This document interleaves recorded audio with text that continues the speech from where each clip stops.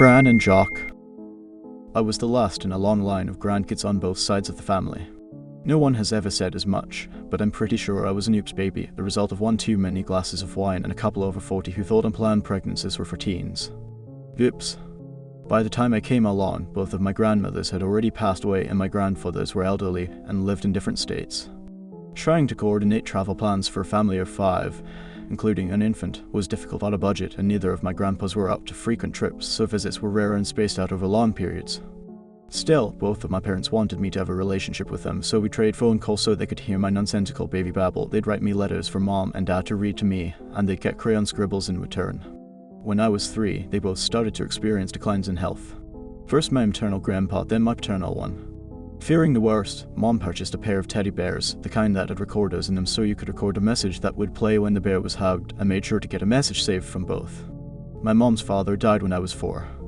A few days after his funeral, I was given a white teddy bear with bright blue eyes that twinkled from beneath a plaid flat cap and a green sweater. When I gave it a squeeze, I heard my grandpa's slightly muffled voice from its stomach.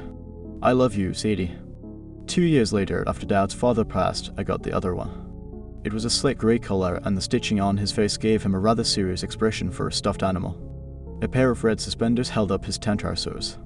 I fell asleep hugging it, and my dad told me some years later, with tears in his eyes, that randomly throughout that night he kept hearing Grandpop's voice coming from my room. "I love you, Sadie." I named my white bear Fran and my grey bear Jock and put them on a shelf above my bed where they sat throughout my childhood.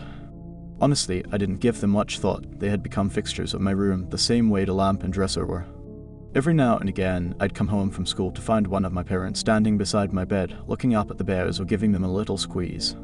Even as time passed, they still recited their single phrase without fail. Aside from those instances, though, Fran and Jock were little more than dust collectors from my childhood. When I went away to college, the two didn't make the cut and were left behind while I made my way out into the world for the first time. I think my parents were a little disappointed that I wasn't more sentimental over the teddies, but any memories I had of my grandpas were hazy at best, and I didn't have the same emotional connection that they did. When Mom gently asked about whether I would like them when I moved into my first apartment, I told her no, that they were probably better off with her. "Okay," she said. "Well, they'll be here if you change your mind." I was pretty confident I wouldn't. The next time I went back to my parents' place was to house it while Dad took Mom on their long-awaited vacation out west. He'd been promising her they'd go for over 30 years, and they were both buzzing with excitement. In typical Mom fashion, however, she was also very nervous. "You remember where all the financial documents are in case anything happens to us, right?" She asked from the backseat at least 6 times on the drive to the airport. "Yes, in the white bin under your bed." "And the wills?" "Fireproof locked box in the back of your closet." Auntie H. "I think she's got it, honourable," Dad said, reaching back to give her knee a squeeze. Mom humphed and sat back. "Just call if you need anything." "I'll be fine, don't worry, you're only going for a week." "A lot can happen in a week," she said. I grinned at her in the rearview mirror, unconcerned, and she made a face at me, but seemed to relax. After I dropped them off, I drove back to their place and started to make myself at home again. I tossed my suitcase on my bed and went to the kitchen to make some dinner and catch up on one of my shows. It had been a while since I'd had a true, completely free week all to myself, and I planned to take full advantage of it. After I ate, I kicked up my feet, stretched out, and commenced lazy lump mode. I managed to get almost 3 episodes in before I started to nod off. I checked the clock over the TV inside. It was only just after 11. Was I really turning into an old, early-to-bed woman already? The horror. I rolled off the couch and shut off the TV and all the lights, plunging the house into a deep darkness. Even in the inky black, I didn't feel even a twinge of nervousness. I'd grown up in the house, I knew it like the back of my hand, and all of its creaks and groans were almost comforting. I made my way to my room and flipped in the light. It had been at least 5 years since I lived there, but my parents hadn't done much to change my room except store a few bits and bobs in the closet. They said it was so I know I'd always had a place with them. I thought it was because changing it would make the fact that I was out for good more real. Whatever the reason, I appreciated the familiarity. As I started to unpack my bag, my eye was drawn to the shelf over my bed. Fran and Jock, ever vigilant, were sitting in the same spots they'd occupied for most of my life. I don't know why, but I couldn't help but smile and reach out to them. I took Fran down first and gave his little cap a tweak before squeezing him around his stomach. "I love you, Sadie," Grandpa said. After putting Fran back, I did the same to Jock, who stared up at me with his usual sternness even as I plucked one red suspender. "I love you, Sadie," Grandpop said. It was the first time I'd listened to them in a while. Even if they didn't resonate as deeply with me as they did my parents, I was glad to find their recordings still worked. A quick trip to the bathroom and a change into my PJs later, I was in bed and fast falling asleep. I can't say exactly what woke me. A nightmare, I figured, given that my heart was beating quite quickly, but I couldn't remember any details. I took a deep breath and rolled over, already falling half asleep again, and found myself face to face with a dark figure on a pillow beside me. I yelped and sat up, grabbing at my phone, my nearest source of light, and shined it towards my bed. Fran was lying on his side beside me. I let out a small chuckle and gave myself a little shake to dismiss the lingering fright that he'd caused and picked him up. "Did you fall off the shelf?" I asked him quietly. I must have put him back too close to the edge earlier and gravity had done its duty. I gave Fran a gentle squeeze. "Get out." I stared down at the bear and blinked once, very slowly. I must be more sleepy than I realized, I thought. I was hearing things. To prove to myself that it had just been my imagination, I squeezed him again. "Get out."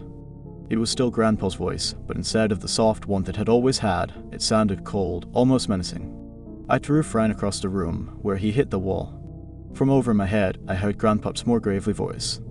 "Get out." I whipped around and looked up at Jock. He was sitting in the same place as always, but now he was turned towards the door instead of facing forwards. Had I put him down like that? I couldn't remember. "Get out." Grandpa's voice came from Fran again, louder this time. "Get out." Grandpa echoed from Jock. The two went back and forth, their voices getting louder and louder, until I slapped my hands over my ears and leapt from my bed. I wanted to scream, but my voice was stuck behind my fear-tangled tongue. I stumbled across my dark room, chased by my long-dead grandfather's voices. "I know you're down there," Jock shouted with Grandpa's voice. I froze. "Down there? Down under the shelf?" I glanced over my shoulder at the grey bear staring silently down from over my bed. I had to get out of my room. I had to get out of the house. I yanked open my door. "I see you," Fran said in Grandpa's voice. I was halfway out into the hall, tears streaming down my face. I didn't know what was happening. Was I going crazy? Was I dreaming? All I knew was that my two childhood toys were screaming threats at me and I had to get away from them. I turned towards the stairs. "You take one more step, I'll make sure it's your last," Jock bellowed. "Get out," Fran roared. From somewhere downstairs, a step creaked. Someone else was in the house. They weren't yelling at me at all, I realized with a very strange mix of confusing relief and newly formed horror. They were yelling at the intruder who was making their way up the stairs towards me. "Get out." My grandfathers held together. Footsteps clambered across the wood floor downstairs. Something fell over in the living room with a loud crash, and again in the kitchen, before the back door slammed against the counter as it was thrown open and a car engine rumbled to life. Somehow, I regained my wits enough to run to my parents' room and look out the window to the driveway below. An SUV was peeling backwards out into the street. It slammed into the neighbor's mailbox, righted itself, and then screeched off into the night. A heavy quiet had fallen over the house again. After waiting a few long, tense minutes, I crept back across the hall and peeked into my room. Fran and Jock were where I'd left them, both completely silent. When they stayed that way, I hesitantly approached Fran, who was lying on his side with his little flat cat beside him. I picked him up and with trembling fingers squeezed his stomach. "I love you, Sadie," Grandpa said warmly. I put his cap back on his head and gently put him back on the shelf beside Jock and backed out of the room, watching them the whole time with wide eyes. As I rounded the corner, heading downstairs to the phone, I heard Grandpa's voice trailing after me. "I love you, Sadie." The police arrived a bit later, following my frantic call to 911. I filed a report leaving out the bit about my talking bears, and allowed them to collect whatever evidence they could. Every so often, I found myself glancing at the stairs, almost like I was expecting a repeat of whatever had just happened. It never came and the cops wrapped it up, leaving me alone again. When I called my parents to tell them about the break-in, they immediately wanted to rush home, but I assured them there was no need. "Really," I said, "I don't think I have anything to worry about. We could be in the next plane." Mom insisted. "No, I'm okay. Whoever that guy was, I'm pretty sure he won't be back." It took a few more go-rounds, but I eventually convinced them I was safe. And I felt it too, for the most part.